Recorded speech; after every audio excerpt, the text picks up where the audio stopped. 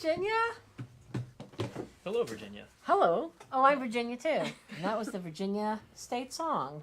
And I'm Virginia Stanley, Director of Library Marketing at HarperCollins. Hello, I'm Chris Connolly, Library Marketing Associate at HarperCollins. And I'm Lainey Mays, and I'm the Library Marketing Assistant. And thank you so much for inviting us to be part of your conference today.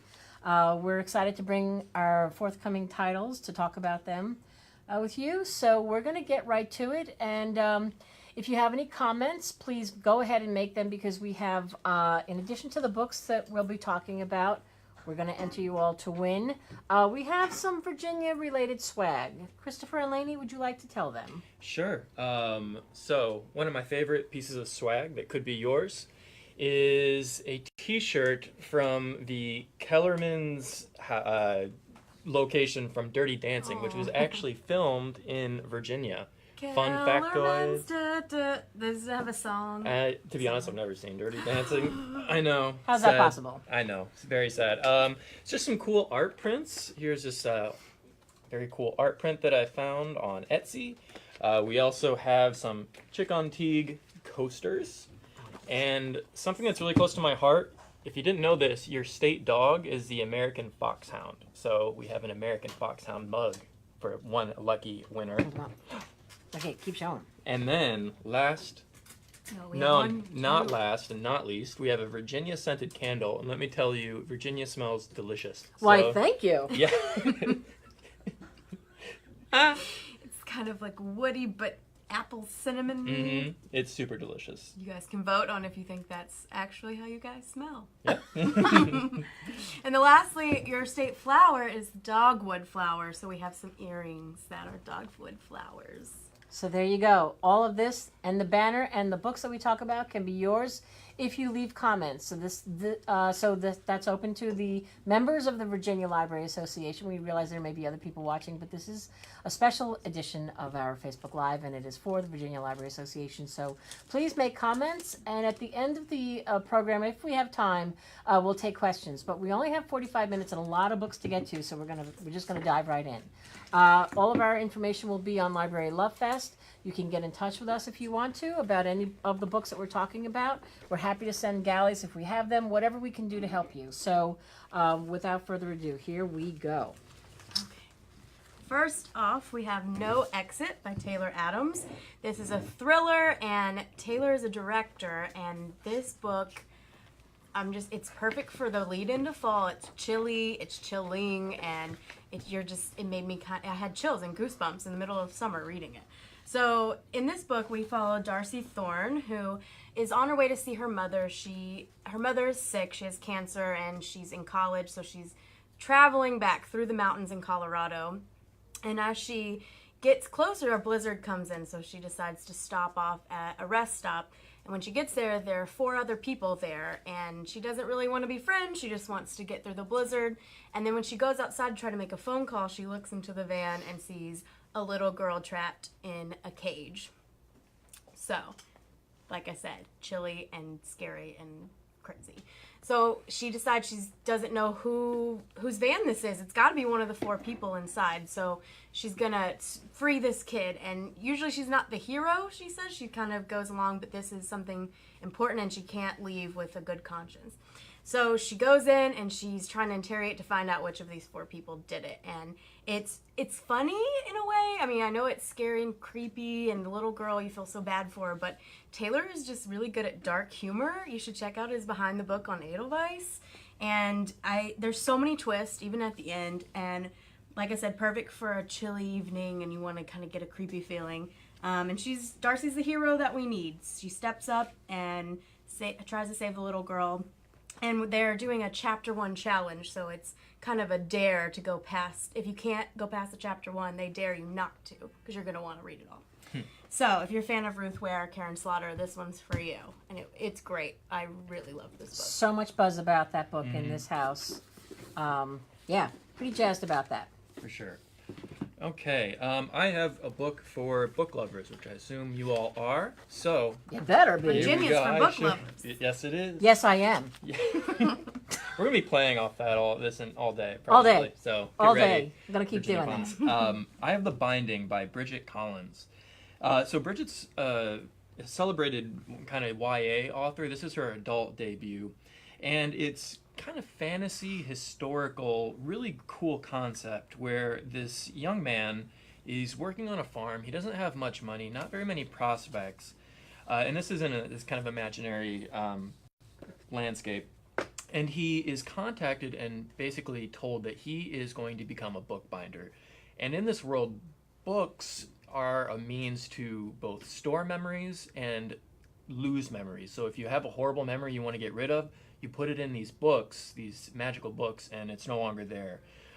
So it's a very important job, but one that's looked upon by the town people with suspicion because it's a powerful tool, these books, but they don't really understand, the forces behind it. So this young man takes this job as a bookbinder, and he learns a lot about the craft. He learns that there are evil bookbinders, and he also happens upon a book with his name on it that he does not recall ever giving up these memories. So it's a great setup. Again, it's for fans of fantasy, but I think it's for book lovers in general. It has a kind of a literary feel to it. So kind of think of like The Essex Serpent by Sarah Perry, but also The Book Thief, The Shadow of the Wind, some true fantasy classics. It's a really special book. And we were perusing Goodreads. If you look at the Goodreads page for this, people are going bananas for it. Like, it's really inciting a lot of passionate responses, a lot of passionate reads. So this is one that's really bubbling up, I think. It's coming April 16th. If you want a copy, just let me know. I'll get one in your hands. So that's a binding, Bridget Collins. Also, we have a really great podcast episode where Bridget talks about her book binding and her theory, like how she became to write this book. So check it out. It's on SoundCloud. So much love for that book, too. I'm not going to keep saying that about every book that we talk about, but no joke. Go to Goodreads, and you will see it's just people who were talking and saying, like, this is not the kind of book I typically read, are overflowing. So just overflowing with the compliments and the high regard for the writing, and it's a wonderful, wonderful read. So, the book that I'm going to talk about is Bowl Away. I don't have a thing, do I? I do. There's a thing. There's a thing. It's called a Galley. And isn't it beautiful? It's by Elizabeth McCracken. So after 20 years, she's back, and we have her, and we're very, very lucky. So she was the author of her debut was The Giant's House, which was a finalist for the National Book Award, and Niagara Falls all over again won the Penn Award. She's just a wonderful writer, and believe me, this one is worth the wait. And as I say, we're so excited to have her under our roof here at Harper. So this is a sort of sweeping, historical, multi-generational family saga. Set in New England at the turn of the 20th century, and at the center of this book is Bertha Truitt. And so when we first meet her, she's unconscious in this cemetery in New England, and all that they find around her is some gold and a couple of candle pins and a bowling ball, and they can't quite figure out who she is, where she's come from. She's got a past, and you throughout the book you start to learn a little bit more about her, but she pretty much holds it close to the vest. And she's quirky, as is the entire book. However, it is so thoroughly researched, and you get to learn about America during the Depression and the two World Wars, and this family that spans, as I say, over 3 generations. And at the center of this is Bertha Truitt, who opens this candlepin bowling, which started in Massachusetts, and I did not know that, or New England. And which is a variation on a theme, and it's a little bit different than regular bowling, but she's quirky. And I'm not giving anything away by saying that when she dies, in comes this person who is trying to claim inheritance. So it's being compared a little bit to The Commonwealth and Patch's book, but with a twist. So you learn about America at that time and throughout the years, but again, with this family at the center. I want to just read one thing to you by Becky Spratford, who is, as many of you probably know, a Reader's Advisory Librarian, RA for All. And she says, there are 3 words that describe this book: family secrets, dark, sharp humor, slightly askew. It's actually more than 3 words, but I'll get back to you later. Read-alikes, this is what she says. This book is best described as if Karen Russell wrote The Amazing Adventure of Cavalier and Clay. Also, the marketing copy compares it to Commonwealth by Patchett, and she can see that too. And yes, it does. It is just absolutely beautiful and very quirky, very funny, as only Elizabeth McCracken can be. So that's Bowl Away. Okay, so the next one is The 7 or 8 Deaths of Stella Fortuna by Juliet Grimes. This book, everyone at Harper is so in love with it, and we're so excited about it. It's our lead read pick for summer 2019, which is a program in the sales department where we all vote on a book throughout the season, and just won. We're so excited to announce. And so this book, Juliet is the associate publisher at Soho Press. She's also the curator of the Soho Crime imprint. So she knows books, and this is her debut, and it's amazing. I truly loved it. It's juicy, and it's got so much family history. This is based partly on her own grandmother, and so it means a lot to her in a way too. It kind of let her connect with her grandmother in that way. So in this story, we follow Stella Fortuna, who is a strong female character. I love her voice. She's born in early 20th century Italy, and they quickly find out that somebody is out to get her. They don't know if it's the evil eye not looking out for her or something, but she just seems to get into all of these near-death experiences, and they don't know why. She is burned by hot pan oil, things like that, and it kind of becomes her badge of honor. She's always like, they're like, oh, she died like 7 or 8 times. So this is told over and over in the story, and the book is kind of separated that, and it might not be what you think. It's kind of just her life experiences. And you also get to see her whole family over several generations. They move to America and go through this. But what's really interesting about this story is at the beginning, it starts with a biographer telling the story. And at this time in her life, she's older, and Stella has kind of lost her memory. She's had an accident, and she wakes up from this accident, and she's mad at her sister, who she's always been best friends with. So this is the story of how she became this person and why she's mad at her sister. And I think it's really special that Juliet brings her grandmother into this, because it really did happen to her grandmother, and things would happen that some people couldn't explain, but it turned out that some of the things she said were actually true. She was just remembering from a long time ago. And I love in her letter to us here at Harper, Juliet said she's writing it just for her grandmother, of course, but also just for immigrants and women living rightlessly in times that they didn't have a lot of rights. And I think it's so special. I have a quote, and Juliet Grimes has delved into the family secrets of an Italian-American family and the ways in which those secrets, as well as the slights and injustices, can both cross oceans and trickle down through the generations. The quintessential American immigrant story feels important right now, and I highly recommend it. Lisa C., author of Snowflower and The Secret Fan. I can't say enough about this book. It's super special, and we're so excited about it. I'm not even going to say it, but it's totally true. Okay, I just want to say one thing. So we had a presentation here a couple of weeks ago with librarians, and Juliet came into the office and spoke to the librarians, and we videotaped it, and it's just about ready to go up on Library Love Fest. So you'll get to see for yourself what a wonderful storyteller she is in person and on the book, and it is addicting, this book. So good. Okay, next book up is The Unlikely Adventures of the Charbel Sisters. This is by Bali Kaur Jaswal, who is the author of the erotic stories for Punjabi widows, which was such a good book. If you didn't read that book, I highly recommend it. It was just wonderful. That was selected for the Reese Witherspoon Book Club selection. I can see why, and I hope this one does too, because it's just as chewy. This is kind of like a This Is Where I Leave You, but it's about 3 Punjabi sisters.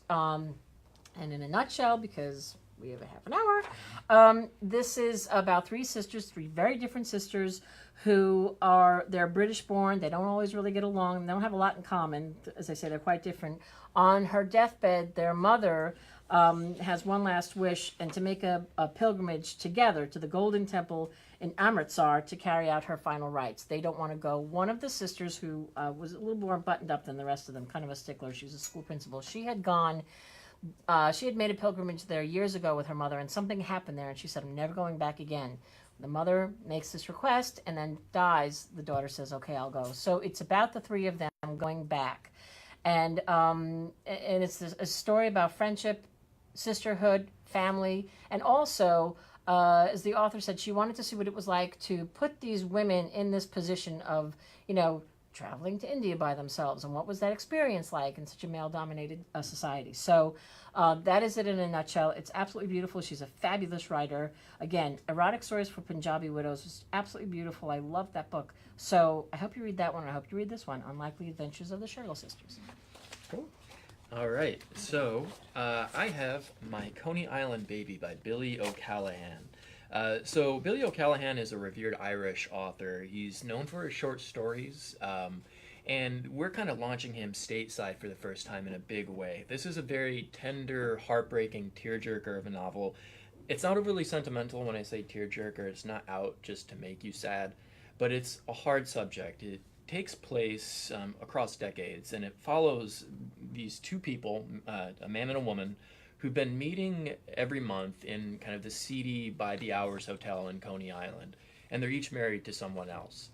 So it tracks this love affair, across these years and how they navigate it. And ultimately, there are huge changes coming up in both of their lives that will completely change how this relationship progresses, if it even does. So again, it's with Billy, he writes with a lot of emotional heft. It's beautifully written. He has a very unique, very readable prose style, but it just has a lot of emotional heft. It's really beautiful. And a big comp for him is William Trevor. He has a lot of talent, and we're super excited to bring him to our list. I just want to read a quick quote from the Irish Times. So O'Callaghan demonstrates an affinity with people and place, which is tender but never trite, and invariably rewards the reader with a surprising twist. Just a really exciting book for us. If you like a good cry, I know I do, a good ugly cry, curl up with this book. You won't regret it.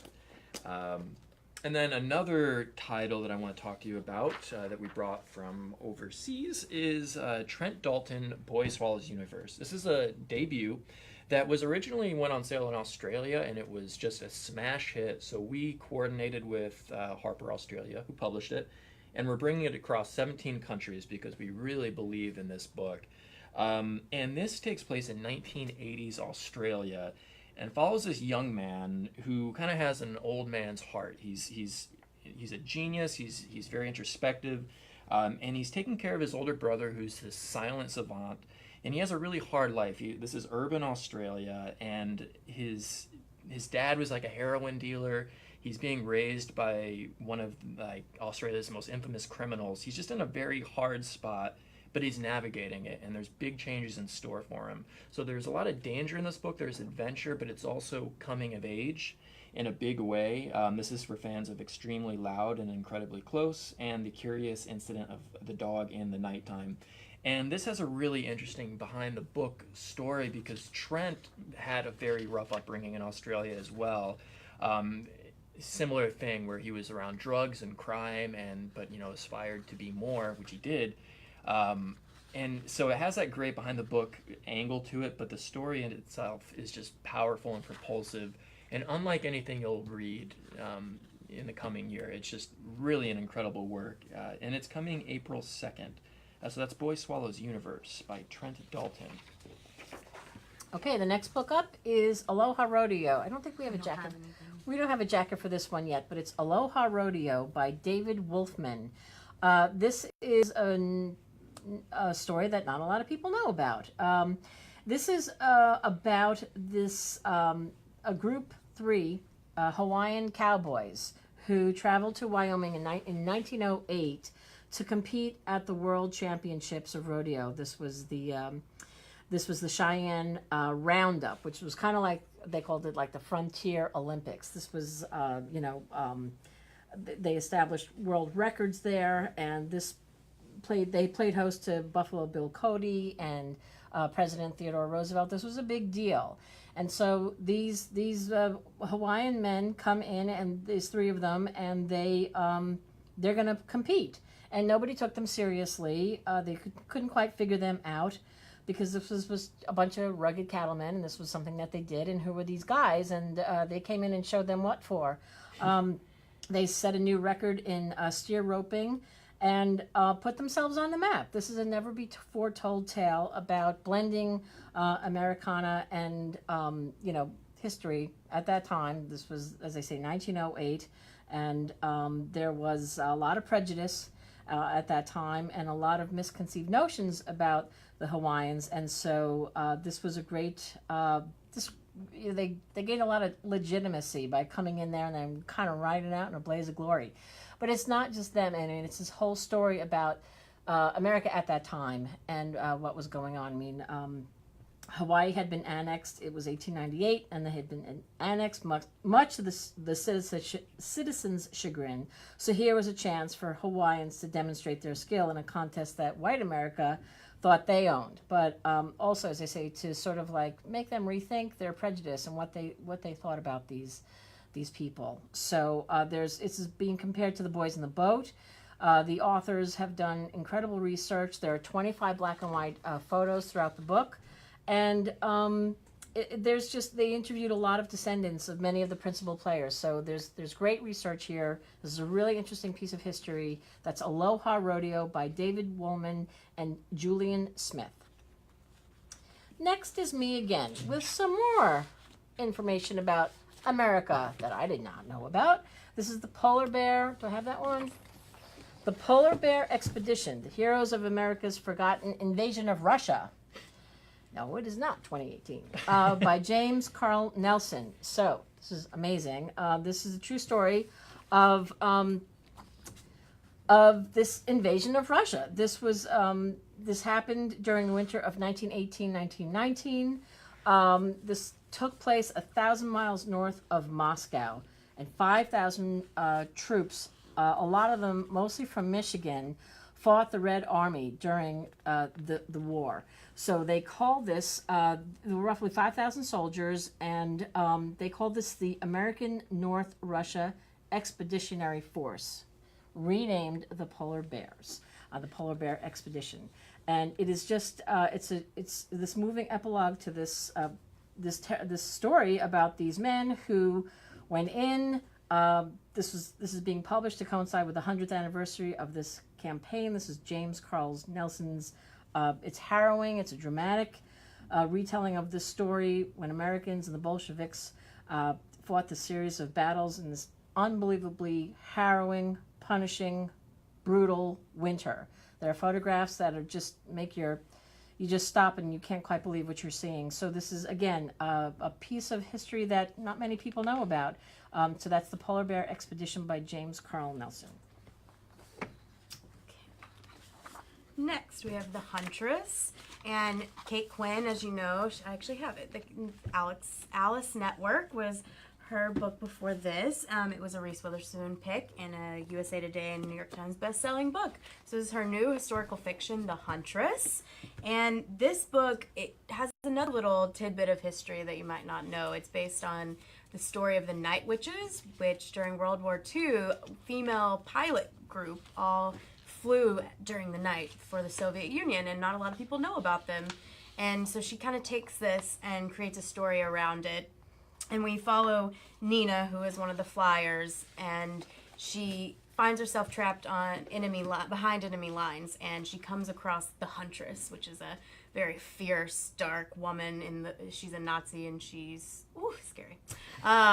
But she comes across her, and she gets out alive, and it kind of she finds out later she becomes the Huntress's kind of nightmare. She was tough, and she got out of there. And then we kind of fast forward a little bit, and we see a war correspondent who has kind of turned Nazi hunter, and he's going through all of Europe and finding these people who are hiding, who didn't go through the Nuremberg trials. And he teams up with Nina, and they're going to find the Huntress because she needs to be brought to justice. And we also see another person in the story, Jordan, who is a teenager in Boston, and she's a big photography. She wants to be a war correspondent, and she has a new stepmom. Stepmom has a German accent, so we're going to see if we can find out who that is. And throughout the book, she starts kind of get onto her a little, and she eludes her. And then they all kind of come together to find this person. It's historical fiction. It's great. This is a story. It's cool because it's the historical aspect, but it's really got everything. It's got a love story, several of them actually. It's thrilling, but historical fiction as well, and it's going to be great. There's a great behind the book about her realization of the Night Witches, which you should read too. It's a lot more historically based. And actually, I can announce we have some exciting Kate Quinn news. The Alice Network was optioned to be developed into a limited series this week. So that's exciting by TriStar. So we will see in this. She's going to be in the news. And that's the Huntress by Kate Quinn. Super cool. Very cool. Who's Christopher. up? I'm going to talk? I'm going to talk. You can talk. Okay, so I will be talking about the next Greg Isles novel, Cemetery Road. We don't have the jacket revealed yet, but I should have a picture of Greg kicking around somewhere. Is he somewhere? He's under the table. Is he under the table? Wait. There he is. Greg. Greg's flattened hiding out. under books. Don't be sheepish, Greg. He's actually not. He's an amazing, really cool guy. So this is Greg. He's the #1 New York Times bestselling author of the Natchez Burning trilogy. All take place in Mississippi. Really cool kind of, legal thrillers, but they're bigger than that. They're really beautifully written as well. So Cemetery Road is great because it's a standalone, so a great entry point for potential Greg fans, future Greg fans. And it still takes place in a small Mississippi town and follows this man, Marshall, who left town at 18. He was just sick and tired of this small town and everything that it involved, and became a very successful journalist in Washington, D.C. But his father's dying back home. His mother, who's running the local newspaper, it's failing. So he comes back to kind of, settle things back home. And in the midst of this, an archaeologist in the town is murdered at a construction site. And there's a string attaching it to this kind of shadow organization in town called the Bienville Poker Club. They're all like kind of the rich aristocrats of the town. And then in the midst of that, another crime takes place where the wife of one of these poker club members is murdered as well. This is a powerful guy. His wife is murdered. What's going on? So Marshall kind of inadvertently becomes involved in this case, which is very high stakes. It has ties to Washington, D.C. So very twisty, but again, brilliantly written. Greg is just an all-star, again, a #1 New York Times bestseller. So we can't wait for this to come out. It's March 19th. And I'll just read a quick quote about the Natchez Burning trilogy from the Washington Post. A superb entertainment that is a work of power, distinction, and high seriousness. One of the longest, most successful stained works of popular fiction in recent memory. So I think that gives you a hint of, kind of the power of Greg's writing itself. It's a thriller, but it's literary and vital. So it's a wonderful novel. Can't wait for it to come out. That's Cemetery Road. Say hello to Greg. He's amazing. Hi, Greg. Am I up still? I'm not. I just want to keep talking. But I won't. I'll stop. Can you tell I'm staring at you? I can feel it there, boring a hole into my skull. Oh my God, it's boring a hole in his skull. All right, here we go. Oh my God, we have so many books to talk about. 15 minutes. Here we go. Liv Constantine, who loved The Last Mrs. Parrish more than me? No one. Except Marissa is waving her hand, who is recording this. Yes. Did you read The Last Mrs. Parrish by Liv Constantine? Did you love The Last Mrs. Parrish? Of course you did. And if you didn't, you have to read it because it is so good. Delicious naughty candy. That's what I call it. Ooh. It's just twisted and it's so good. God, it's so good. Seriously, read it. Okay. Oh my God. Love that book so much. And that is by Liv Constantine, which is actually two sisters, Lynn and Valerie, and they came up with the name Liv. And they came into the office and I fangirled all over them. Lainey just printed this out for me. Oh my God, it's so funny. You feel like you've known them for 20 years. I met them for the first time and they were like, come on, give me a hug. Love these ladies. Yeah. And they are beloved in the mystery thriller world. And I'm not kidding. They're everywhere. So, okay. The next book does not have a title yet, right? We still don't have a title. Okay. So it's untitled. But it's coming out in May. And it is more diabolical behavior. This time, it is set in Baltimore, and it's we meet this woman. There's money in Baltimore, and these people in this book have it. And the woman at the center of the book, her mother is brutally murdered. And so she naturally is bereft and, doesn't know what to do. She's trying to keep it together for her father, who's now without his wife, and her husband. They have a kid. So that's kind of where the book starts. And this woman, whose mother has died, is her friend from high school reaches out to her because she hears about this, and they kind of pick up their friendship where it had dropped off for quite some time. And that woman, her friend, is a writer, a mystery writer, best-selling mystery author. And so they're trying to muddle through, and they're kind of rekindling their friendship, and they are trying to figure out what happened. The police can't figure out what happened, who killed this woman's mother. And her friend, the best-selling mystery author, her name is Blair.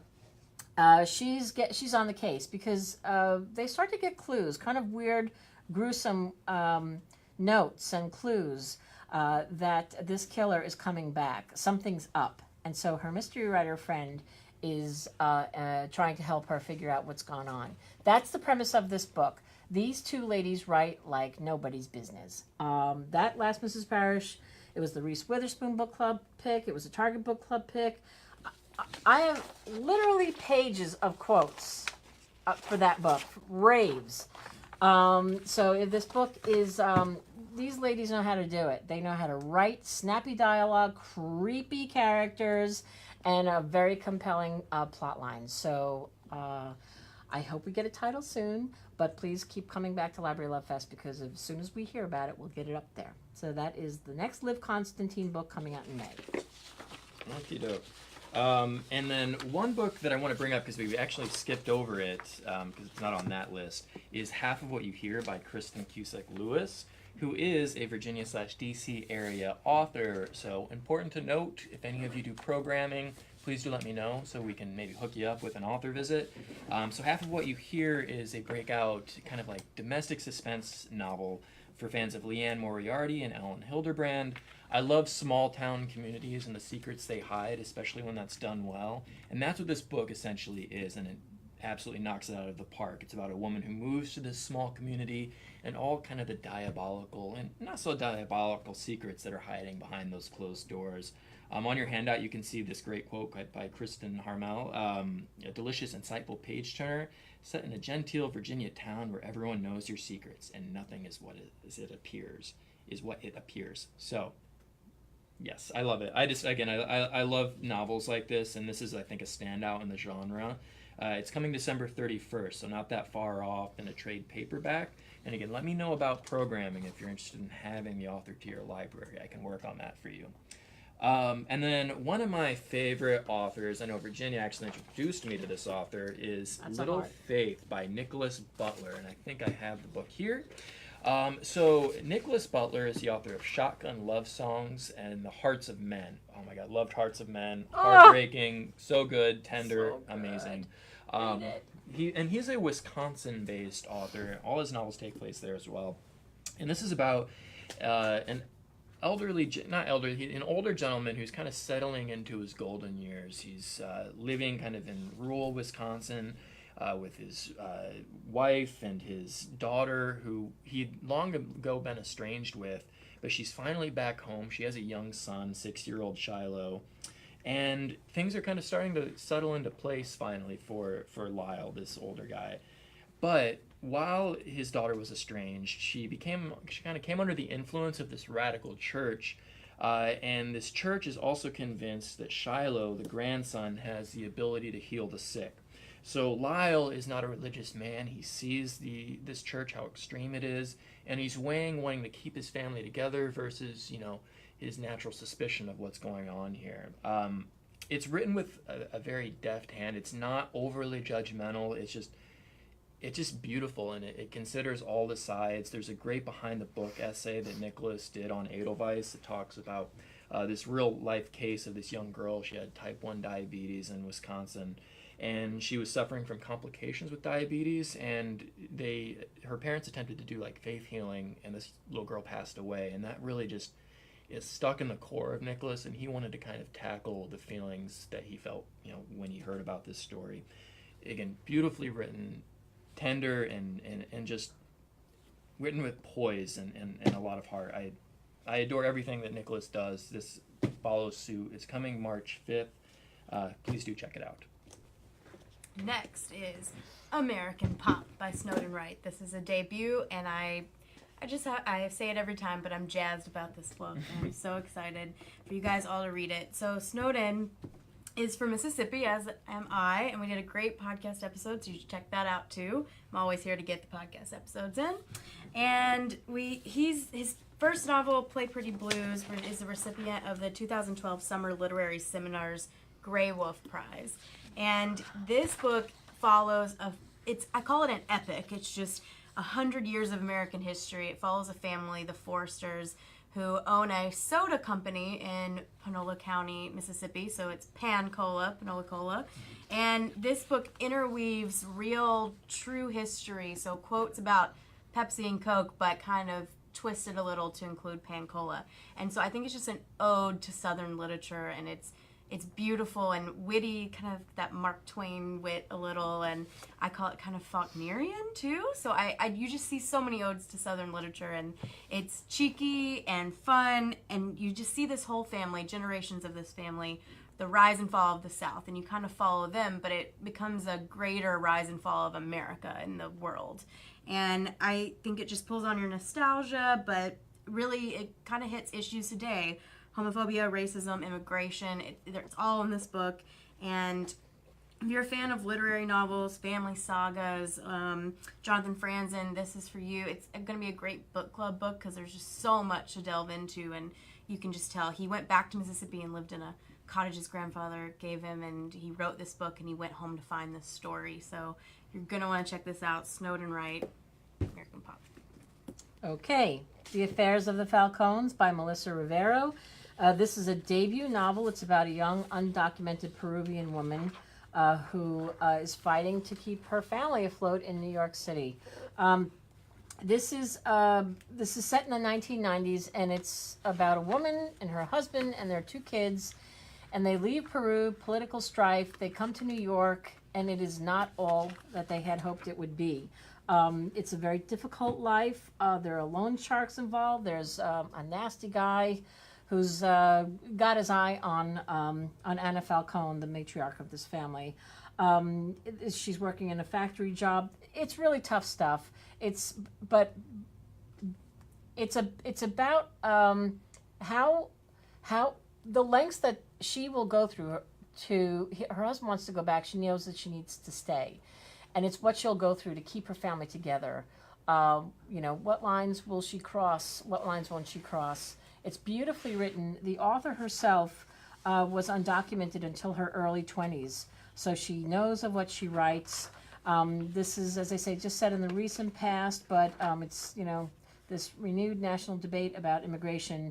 This is a very timely book, and it's just absolutely beautifully written. So that's The Affairs of the Falcones by Melissa Rivero. We are running out of time. We have literally 6 minutes left. So we are going to do lightning rounds and try and get to as many as we can.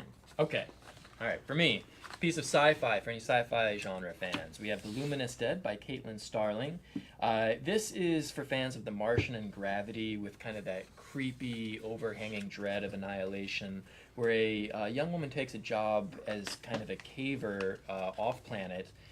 She's kind of running from her past and eager for a paycheck.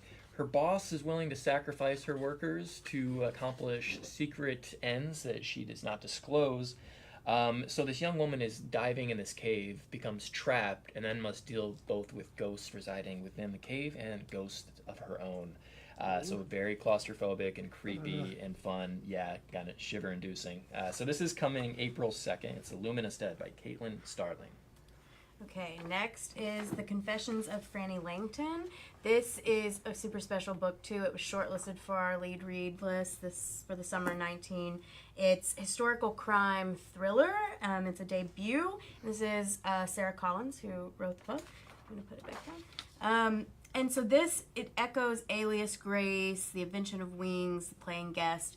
Alias Grace is a really good kind of thought. It's about a woman who grew up as a former slave in Jamaica, and she's living in the house with the master, and she's kind of going through these really dark trials, scientific trials. It's a good fusion of science and politics, and it kind of, because it's, it's slavery and it's tough to hear about all that stuff, but she's going through these really dark things, and then he takes her to London, and she goes into the family of a really smart mind, and she finds herself on trial, and they have both been murdered, the house that she's been put in. So it's just great. It's got science experiments, and it's really beautiful, the history, and I could talk on and on about this. The author had a great note of the inspiration for this, and just how this story, Jane Eyre is a love of her life, and she kind of is an ode to Jane Eyre, but why couldn't you see this story of a person in this time in Jamaica going through this? It's wonderful. It's going to have a reading group guide, and 5 seconds. Lindsay Fay, who is author of Jane Steele, said, destined to become a benchmark for historical fiction.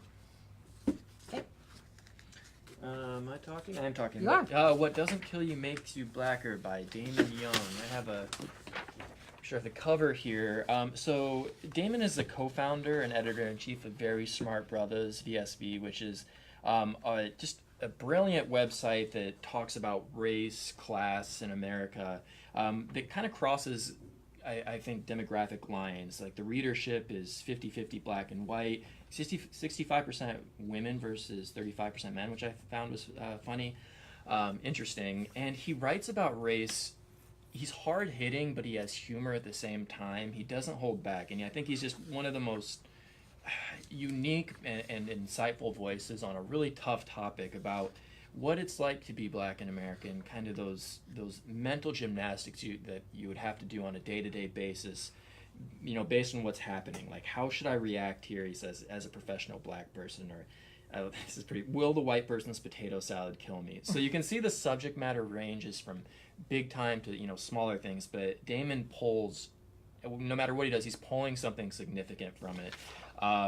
And let's see here, I want to read, oh gosh, let's see, just his writing has been called, this is the best American 21st century writing. He's just a significant author. This is a big book. We're printing 200,000 copies of this first run when it comes out March 26th. This is going to be a classic in the genre as well. So that's What Doesn't Kill You Blacker, a memoir and essays. What Doesn't Kill You Makes You Blacker. Yes. Wild book. Wild. Yes.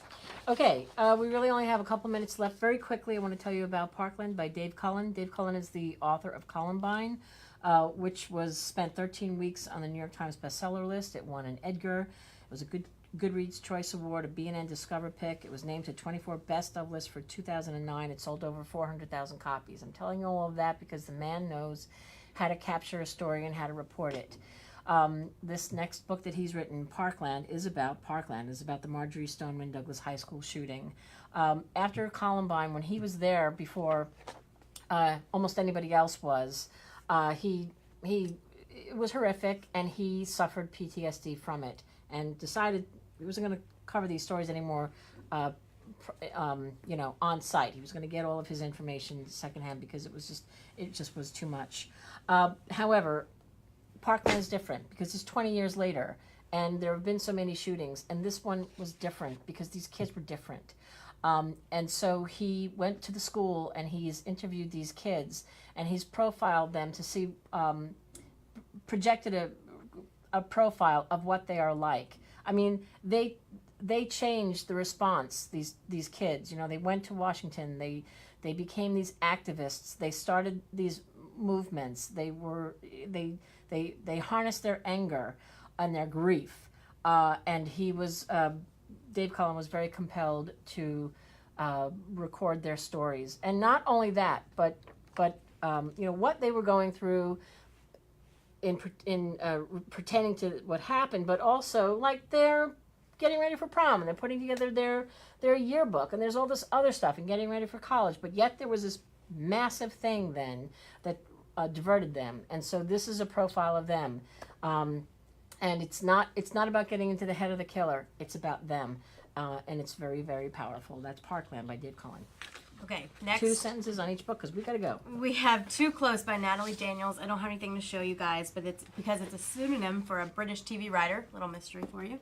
And this follows Emma, who's a forensic psychiatrist. She's assigned to Coney, who's a wife mom, but she also has dissociative amnesia, and she's accused of a crime. So is Emma going to decide that she could kind of see how she could commit this crime? Does she relate to her? That's the whole story. It's very haunting, edge of your seat, and the crime is so believable. It's like for fans of My Favorite Murder and Criminal, and it's great. Moving on, bringing us on home. Bring it home, lady. American Moonshot. So this celebrates the 50th anniversary of the moon landing. It's by Douglas Brinkley, who is kind of just the most respected historian of our time. He's CNN's official historian, and he did such a definitive bio of this time in history, combination science, and all the political stuff going into the moon landing, JFK, and it's just extraordinary political, cultural, scientific movement, and he does it great, amazingly, and this is the book. That's all I'm going to say. Hey, we did it. 301, maybe. Not too bad for us. Thank you so much for bringing us to your conference, allowing us to speak with all of you about our books. Again, go to librarylovefest.com. Information on those books will be there. We're going to take all your comments, put them in a big bucket, and pull some names and send you some books and send you some swag from Virginia. And thank you again. We really appreciate your taking the time to listen to us talk about books.